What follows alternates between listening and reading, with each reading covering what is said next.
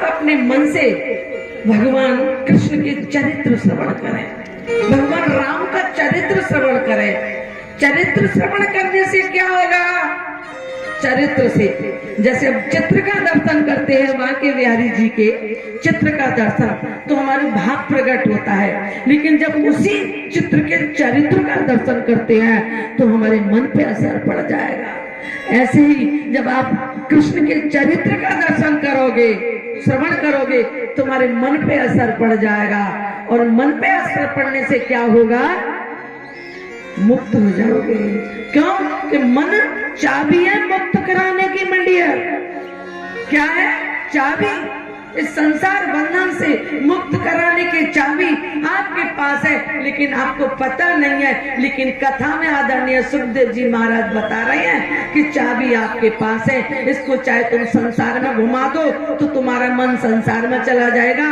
इसको अगर आप भगवान के चरित्र कथाओं में आप घुमा दो तो आप का मन भगवान में चला जाएगा। अगर आपने इस चाबी को संसार की ओर घुमा दिया तो आप लॉक हो जाओगे, बंद हो जाओगे, बंधन में आ जाओगे।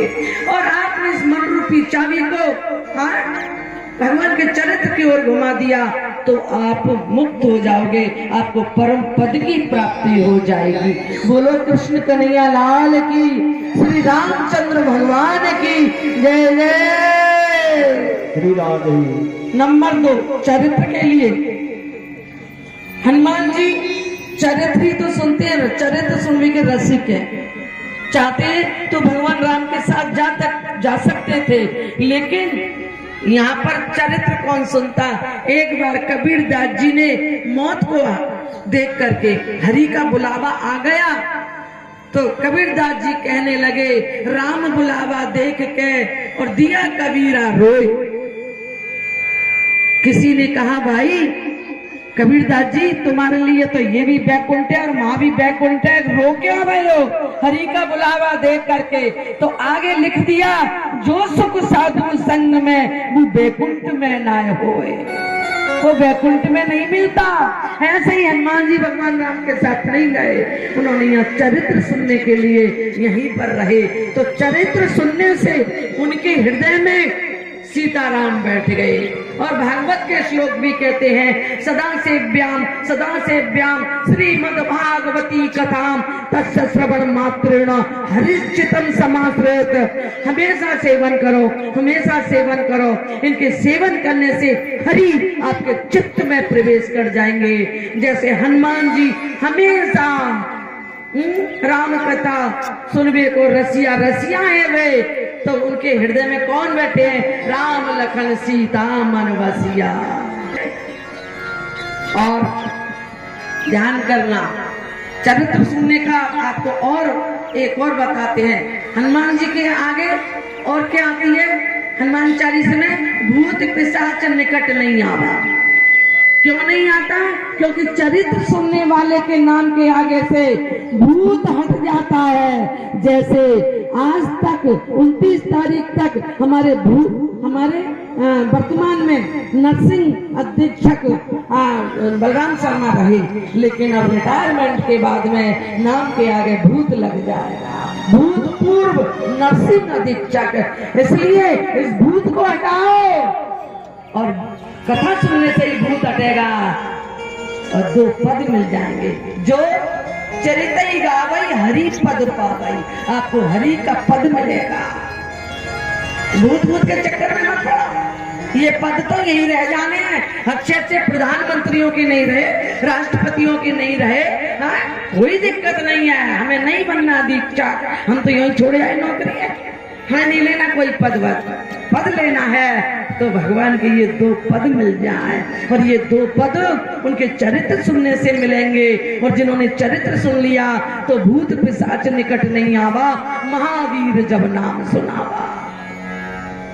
ध्यान में और ध्यान दो, भागवत सुनने से भक्ति आती है, और भक्ति आने से क्या आती है? प्रसिद्धि। अरे तुम अधीक्षक के रूप में प्रसिद्ध थे तो आज भी प्रसिद्ध हो जाओगे। तुम भक्ति को ग्रहण करो, जैसे हनुमान जी प्रसिद्ध हैं। भक्ति से ही प्रसिद्धि मिलती है और प्रसिद्धि के साथ में सिद्धि मिलती है। सीता जी ने सिद्धि दी कि नहीं हनुमान जी को? सीता जी कौन है? सीता जी भक्ति है और उन्होंने लंका में दी दिए। कैसे? अष्ट सिद्ध नवन के दाता, अकबर दीन जान के माता, जान की माता। भक्ति करोगे सिद्धि अपना तुम्हारे पास आ जाए। भक्ति की राम जी ने अपना सिद्धि आ गई, जिस पे आशीर्वाद दे दिया। भक्ति से ही पूज रहे, भक्ति से सिद्धि आई है। और फिर आई है प्रसिद्धि। आप प्रसिद्धि के चक्कर में मत रहना, केवल भक्ति करना। भक्ति से शक्ति भी आती है, क्योंकि सारी शक्तियां प्रवेश करती हैं। शक्ति, सारी शक्तियां हनुमान जी में है, पूरी शक्ति। भक्ति के विषय में भाव माने भक्ति, भक्ति से सिद्धि मिलती है। हनुमान जी को इसीलिए मिली है क्योंकि कथा के रसिक है। आइए आप भी कथा के रसिया बनो, भगवान का पद मिल जाए।